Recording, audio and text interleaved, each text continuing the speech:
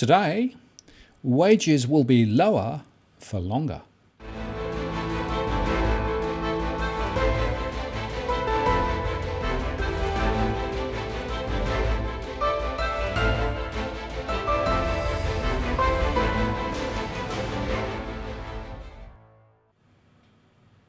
Hello again, it's Martin North from Digital Finance Analytics. Welcome to our latest post covering finance and property news with a distinctively Australian flavour.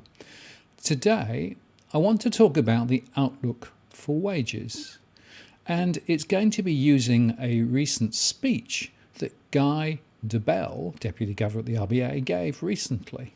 In fact, that speech was somewhat submerged because very soon after, Phil Lowe started talking about quantitative easing and the experience from overseas. I'll put a link to our other post where we discuss that. But this speech from Guy Debelle is really important because it shows that the Reserve Bank has essentially given up on the prospect of wages growth. And they're now talking about wages growth sitting around 2% for some long time. And that means essentially that in real terms, we will continue to go backwards. And of course, for many people, wages growth has been very low since 2010, 2011. And it's also worth reflecting on this chart, because this chart shows that the Reserve Bank's ability to forecast wages growth is, well, abysmal. They keep estimating it to be much higher than it is in practice. And if that's true, then that 2% number may still be overstated. This is, of course, very, very bad news. But let's go through the speech and look at, first of all, the question of employment, and then look in detail at what he said about wages growth. So he started out, his speech was entitled Employment and Wages, and he started out by saying that the annual pace of employment growth is 2.5%, and that has been faster than expected. And then he went on to look at why, with strong employment growth, the employment rate is still at 5 point something. And he said strong employment growth but little change in the unemployment rate means that the strength in labour demand has been met by strong growth in labour supply. This increase in labour supply has come from more people joining the labour force and from some of those with jobs putting off leaving the labour force. And these trends are particularly pronounced for females aged between 25 and 54 and older workers of both sexes. And he says the surprising strength in labour supply has been one of the factors that has contributed to wages growth being slower than we expected. But at the same time, lower growth in wages has probably contributed to the strength in employment growth, he said. Now, that linkage I think is unproven. So he firstly went on to look at participation. An increase in the number of people in employment can be met either by an increase in people entering from outside the labour market or a decline in unemployment.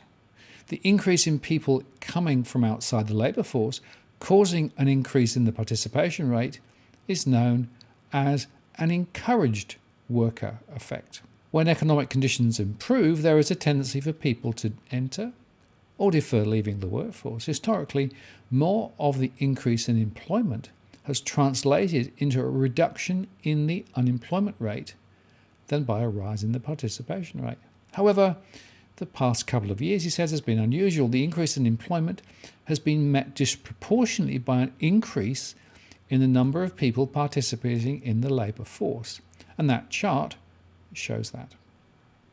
He then went on to say that female employment growth has accounted for 2/3 of employment growth over the past year.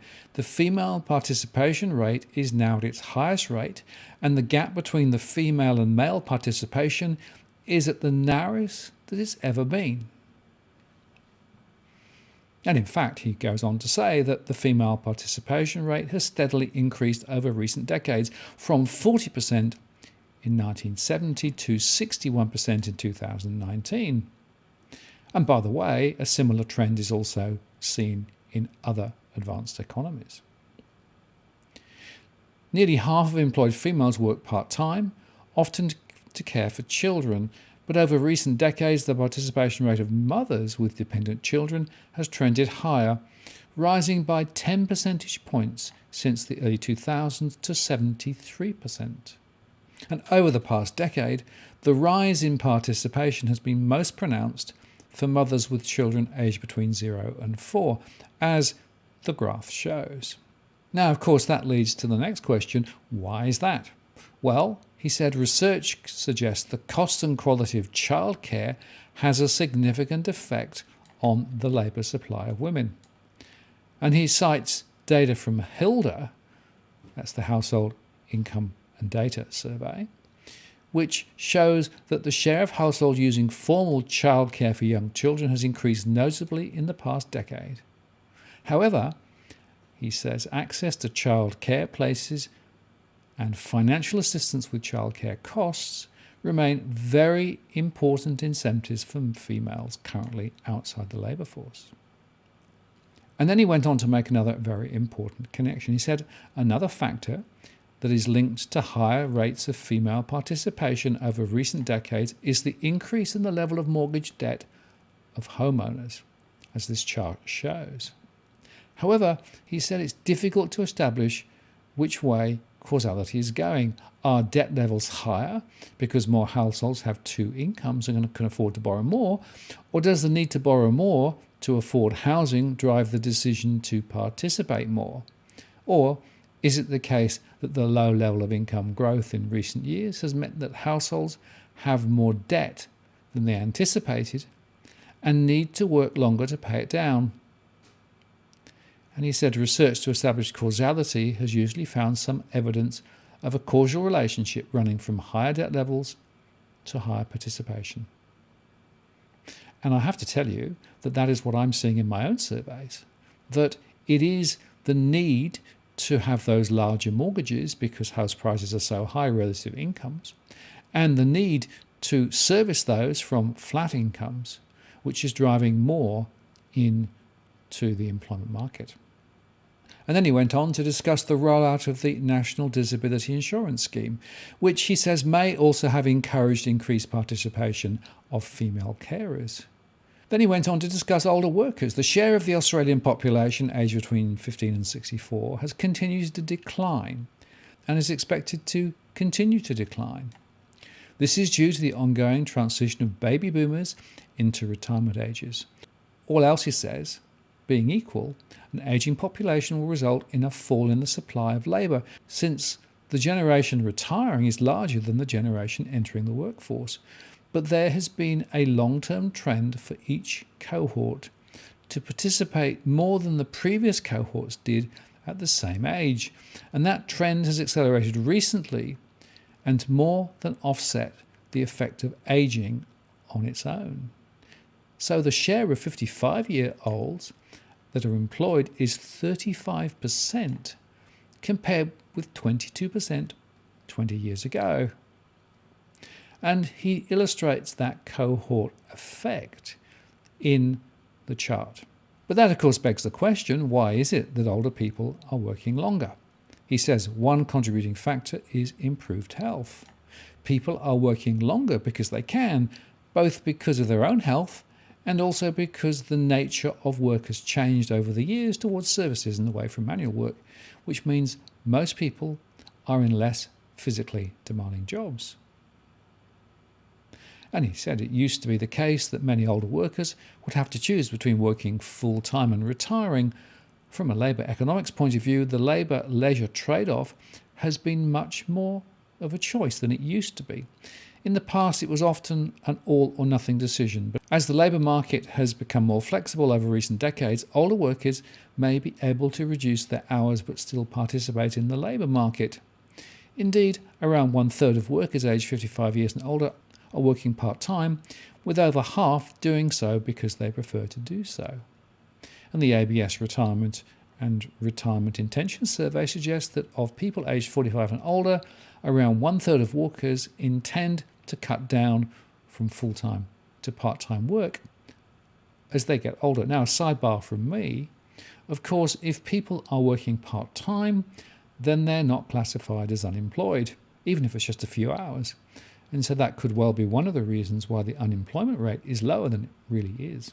And he said as people live longer, they might want to work longer voluntarily, depending on the value they get from working, but they also may need to work longer to achieve the necessary income to support the standard of living that they want in retirement. And access to a retirement pension or superannuation is a very significant element in the decision to retire. More than half of all retirees over 60 cite that reaching retirement age or becoming eligible for the pension or superannuation was the main reason they retired from work. And the male participation rate begins to decline at around 50, and there is noticeable change in the rate of decline around 65, which of course is the historical pension age of men. For women, there is a similar pattern, although in the past it was also a change in the rate of decline around age 60. And then he said, some older workers are working for financial reasons. As we know, one of the major considerations for those contemplating retirement is their wealth and the ability to fund their retirement. Increasing house prices and share prices over much of the last decade are likely to have reduced participation of older individuals. The recent decline in house prices may have resulted in some individuals delaying their retirement and not withdrawing their labour supply. However, the price declines were modest compared to the earlier increase. So those considering retirement would have experienced a net gain in house prices and a decline in their debt. And then he went on to say, and this is really important, that similar to females, the rise in the participation rate of persons aged 55 or older is also likely to have been related to developments in household debt. Over recent decades, there's been a trend towards greater indebtedness of these persons. The proportion of older households with owner-occupied home loans have risen from around 20% in the early 2000s to around 37% today. The increase in debt has also been associated with a change in the retirement intentions of older workers, and over time the gradual shift towards later retirement has been more noticeable for those with debt, as shown in the chart. As with the female participation story, there is a question of causality. Are people working later in life because they have an unexpectedly high level of debt? Or have they always intended to work longer and hence were more willing to borrow more and carry more debt into later life? Now, sidebar from me, my surveys suggest it is actually the fact that people needed bigger debts to be able to buy because home prices were high, and the consequence of that is that they have bigger debts as they move into retirement. And there's also another point. These days people are entering the housing market quite a lot later, in their 30s, and that means that they're more likely to hold mortgages later into retirement as well. So I think the debt issue leads on this. So he concludes, to draw these together, participation rates have risen as employment has grown over the past 3 years.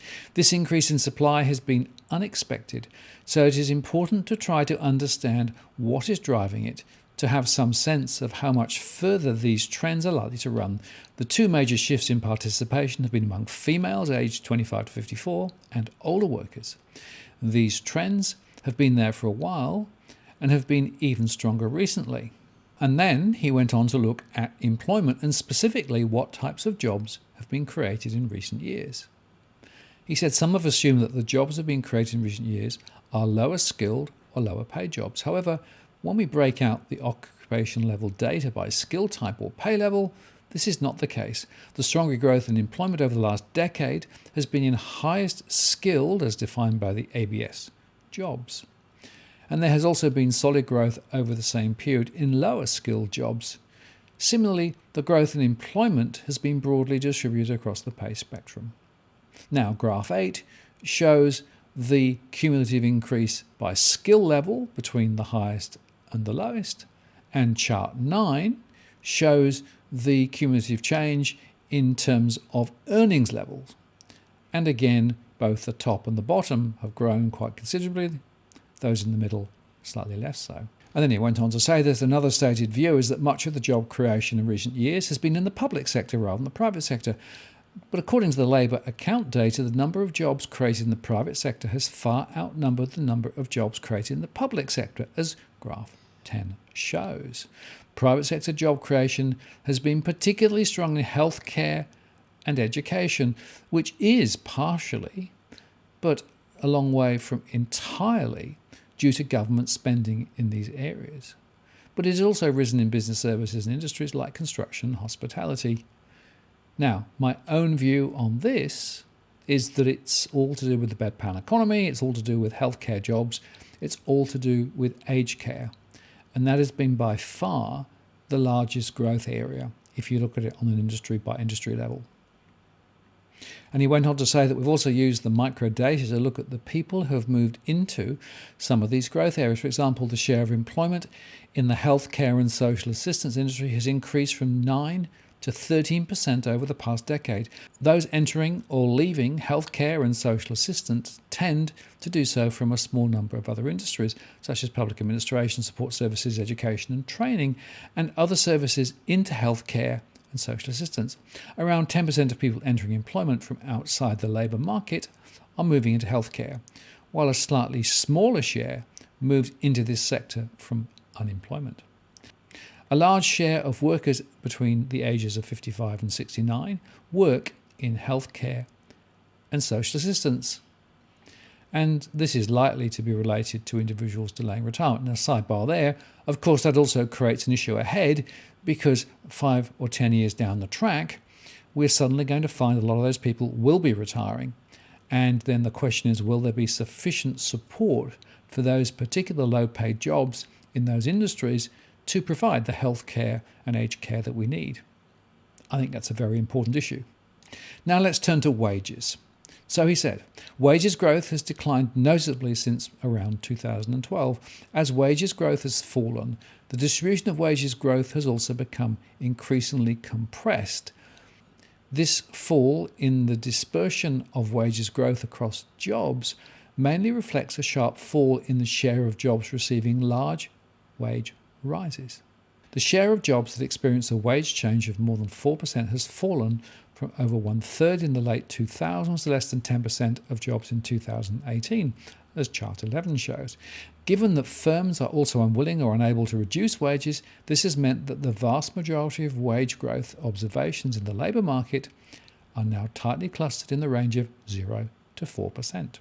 And he said there is growing evidence to suggest that wage adjustments of 2% have now become the norm in Australia, rather than the 3 to 4% wage increases that were the norm prior to 2012. The rising prevalence of wage outcomes in the twos can be seen in the official data and in the bank's liaison with firms. One notable example is the large increase in the share of enterprise bargaining agreements that provide annual wage rises in the 2 to 3% range. The share of such agreements has risen from around 10% in the 2000s to almost 6% in 2019, and over the same period, the proportion of agreements providing wage increases of 3% or more has fallen sharply. The bank's liaison with firms also confirms that the share of firms reporting wages growth between 2 and 3% has increased to around 45% in recent years. Prior to 2012, fewer than 1 in 10 firms was reporting wages growth in that range. And another way to see the shift in wage setting over time is to look at the median rate of wages growth across all jobs in the labour market. Unlike the mean, the median is less affected by the large declines in large wage rises in recent years and the changing prevalence of wage freezes. Prior to 2012, median wage growth was firmly anchored at 4%. In recent years, median wages growth has fallen to 2.5% and has remained at that level. Different measures of wages growth capture slightly different concepts of labour costs. The WPI, which is one of the main measures that the bank monitors, tracks wages outcomes of individual jobs over time rather than tracking particular employees. This feature of the WPI makes it useful for gauging developments in wages growth after abstracting from any change in the nature of work or the composition of employment. However, this feature also means that the WPI does not capture wage rises that come from getting promoted or changing firms, but other surveys suggest that promotion can be a key source of earnings growth for individuals. On average, a promotion leads to a 5% boost in hourly wages. which is comparable to the wage rise a worker gets when switching firms. Since 2012, there has been a broad-based decline in the proportion of employees that are getting promoted at work or switching jobs. This means that a smaller fraction of the workforce are receiving these wage rises. So then he asked the really big question, why are wage outcomes in the twos becoming so prevalent? One phenomenon that could explain it is the well-known tendency for workers to resist reductions in their wages in real terms. This phenomenon, which is also known as downward real wage rigidity, leads to a clumping of employees' normal wage changes in the vicinity of their expected rate of inflation, particularly when nominal wage growth is tracking at a low level. In that sense, the RBA's inflation target of 2 to 3% on an average over time provides a strong nominal anchor in wage negotiations. While wage increases in the twos have become very common for many employees, those with wages as set according to an award have generally received wages increase in excess of 2% in recent years. And this reflects the Fair Work Commission's adjustments, which have provided support for wages growth at the low end of the skill distribution, given the prevalence of award-related jobs in this part of the labour market.